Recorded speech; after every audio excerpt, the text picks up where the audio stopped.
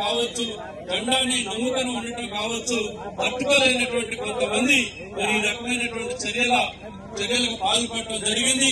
దీన్ని మనం మరి పెద్దలందరూ చెప్పినట్టుగానే ఈ గ్రామంలో ఏ ఎన్నిక వచ్చినా ఆ ఎన్నిక ద్వారానే వాళ్ళకి సరైనటువంటి సమాధానం చెప్పాల్సినటువంటి అవసరం ఉన్నది. ఆ రకమైనటువంటి బాధ్యత మా వైపు నుంచి మేము కూడా తీసుకుంటామని చెప్పేసి నేను ఈ సందర్భంగా తెలియజేస్తా ఉన్నా. అంతేకాదు ఈరోజు ఎండలు చూస్తే ఆశ్చర్యపోతా ఉన్నాం. దొంగ అన్నట్టుగా మరి మీ యొక్క ఖండాలు ఉన్నాయి.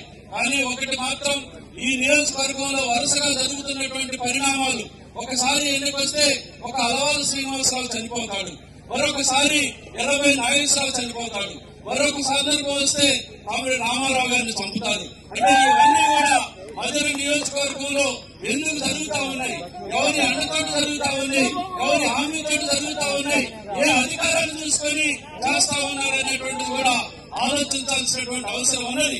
అందుకని ఇటువంటి హత్య రాజకీయాల్ని, ఇటువంటి భయపెట్టి మరి విజయాలు సాధించాలనేటువంటి రాజకీయాల్ని మానుకొని నిజంగా మీకు ప్రజాస్వామ్యం మీద నమ్మకం ఉంటే రామారావు గారిని చంపినటువంటి దోషుల్ని కఠినంగా శిక్షించే దానికోసం, నిర్దాక్షిణ్యంగా నిష్పక్షపాతంగా మరి కేసుని దర్యాప్తు చేసే దానికోసం మీరు కూడా సహకరించి మీ నిజాయితీని నిరూపించుకోవాలని ఈ నియోజకవర్గంలో ఉన్నటువంటి పెద్దలకి నేను హెచ్చరిక చేస్తూ రామారావు గారికి మరొకసారి నేను దోహాలు అర్పిస్తూ నాకు అవకాశం ఇచ్చినటువంటి మిత్రులందరికీ కూడా